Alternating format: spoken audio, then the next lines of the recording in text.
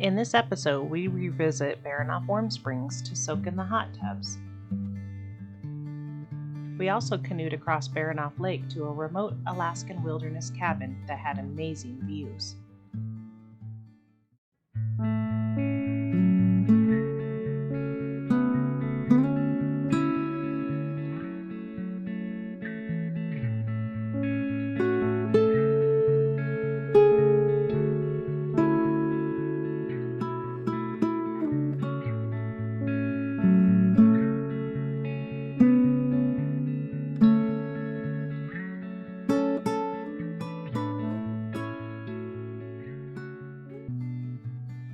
In early October, we left Sitka to begin our slow journey back south down the Inside Passage. The first couple of nights we anchored in small coves, but then decided to stay in Baranof Warm Springs Bay for a couple of nights tied to the dock.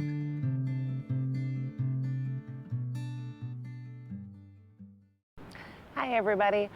We have decided on our way back south to stop at Baranof Warm Springs again, and we decided we would take you along and show you a little bit more in depth of the hike up to the lake and the different warm springs, hot springs that we pass along the way. So here we are at the dock.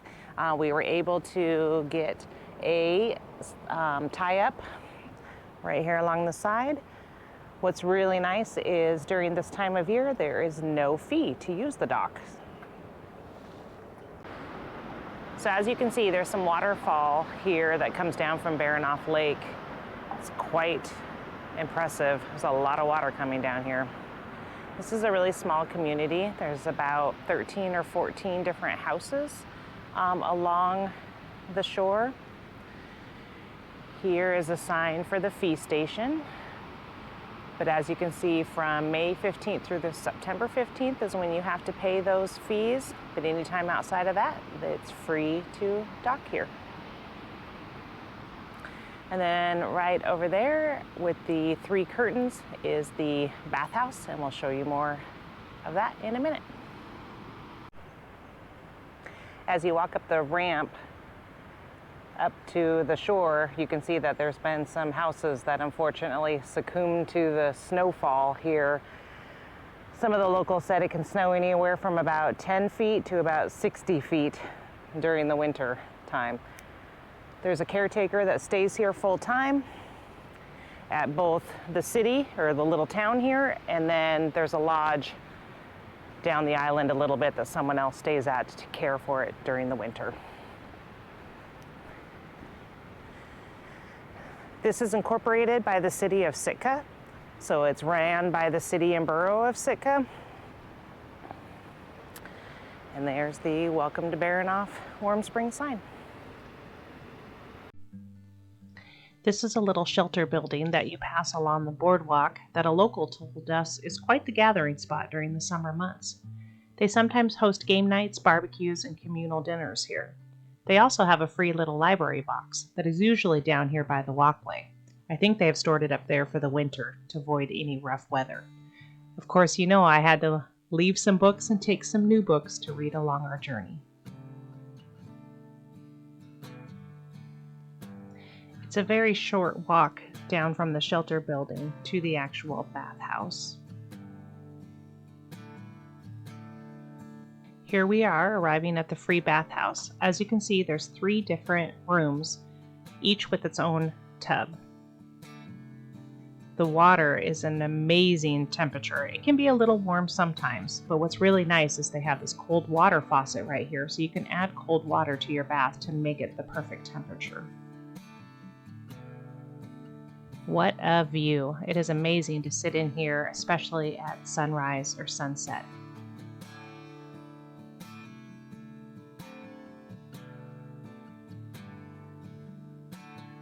As you can see, each bathhouse has the same setup.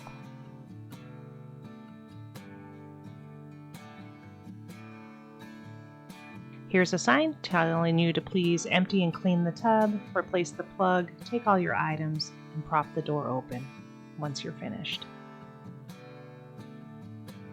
The rooms stay very clean.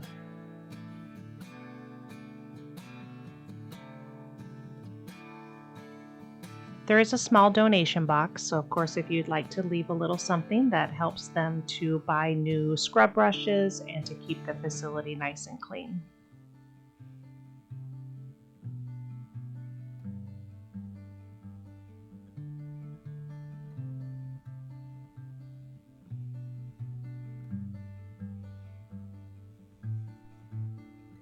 It's about a mile-long walk to get up to Baranof Lake. A big portion of it is this boardwalk that they have built that leads to many of the cabins that are up here in the woods. But then eventually the boardwalk ends, but it's a very nice walkable path the rest of the way, which I'll show you in a bit.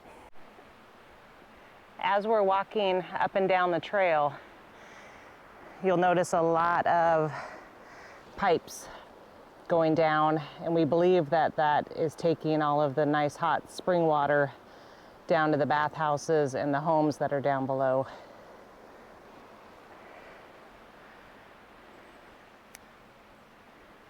Of course, we're mindful of bears. We have our bear spray with us, and we make a bit of noise as we're walking. Don't want any bears, don't want to sneak up on any bears. So this is the area where the path divides, and you can see here on the sign it says to the hot spring. So we're going to go ahead and walk down to the hot spring to show you that, and then we're going to continue on up to the lake. So here we are arriving down to the natural hot spring area. Again, the path divides right here, and if you go up to the right, there's a changing area for people who aren't already wearing their swimsuit, or you know, if you want to get undressed and go all natural. The first time that Keith and I came here, we actually found this hot spring to be incredibly hot, to the point where it was pretty uncomfortable to even stay in it. But we'll go down there and we'll show you that there's multiple pools, and we did find that the lower one was a little easier to get in and out of. So as you can see, there's multiple pools up here.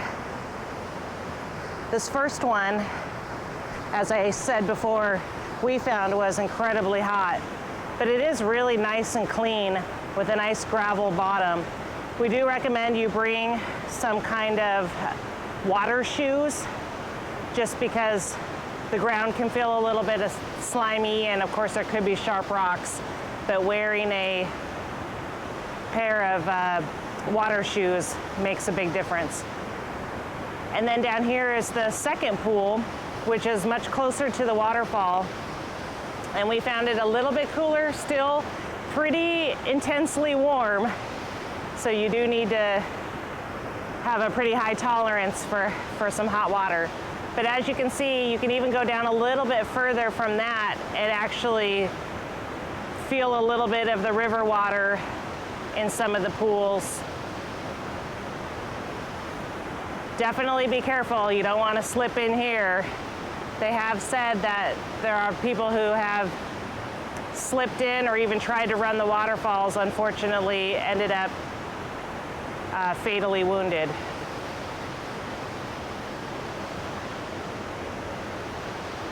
So it's a pretty cool place, that's for sure. But we seem to actually prefer the bathhouse, where you can control the temperature a little bit more, but it's quite beautiful here. Here we have arrived at Baranof Lake, and you can actually fish here. As you can see, the sign says they have both cutthroat and rainbow trouts, 2 trout per day, 2 in possession, of course with a Alaska fishing license. But we were just told by a local that the Alaska state record for cutthroat, I believe, was caught out of this lake. So unfortunately we did not bring our fishing pole up here with us this time, but we are going to take a canoe out onto the lake and do a little exploring. Someone else told us that they did see a bear on the other side of the lake today.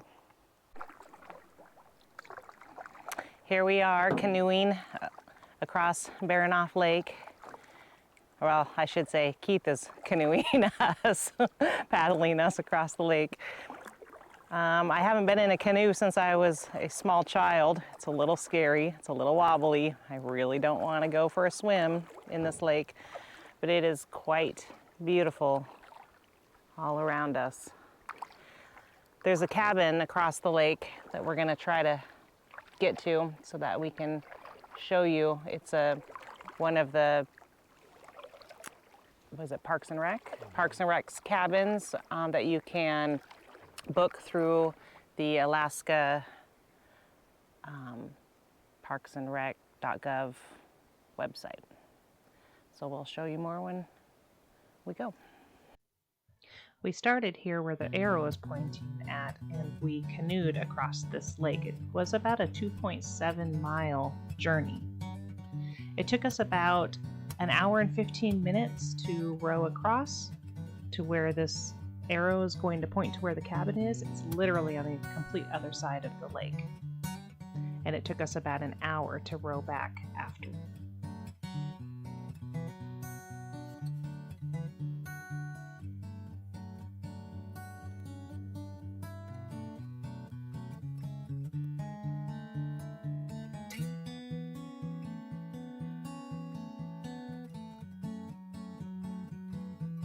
Here's some drone footage from the front of the cabin looking out towards the lake. There was a very large waterfall off there in the distance that was feeding a river that flows into the lake. We did see a deer down here by the river water. Unfortunately, we didn't catch it with the drone.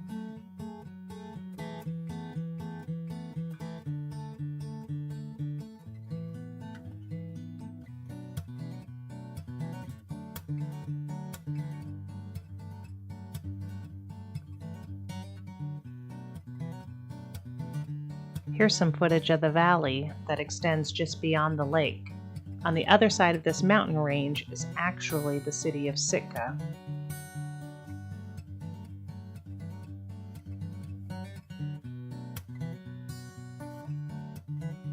Here's some footage down at the actual cabin and what the area right when you land on your canoe and then walk up to the cabin area.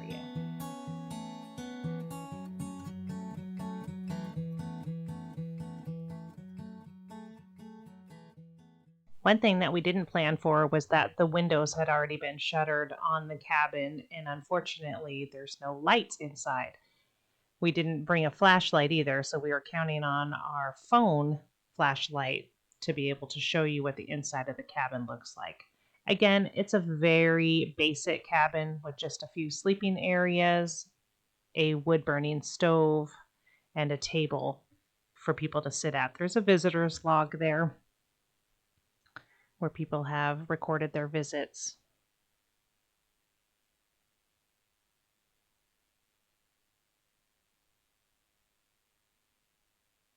They do always keep some chopped wood up here, so that way everybody does have access to wood to put there in the wood-burning stove.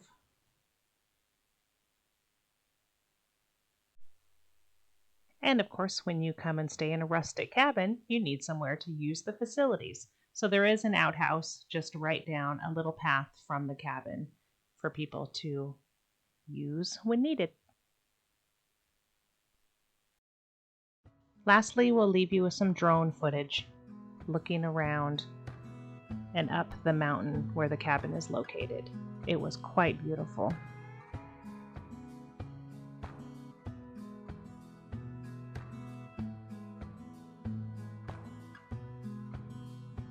I hope you enjoyed my first attempt at making a video and the more in-depth look at Baranof Warm Springs. Please be sure to like this video, leave us a comment, and subscribe to our channel. Thank you for watching.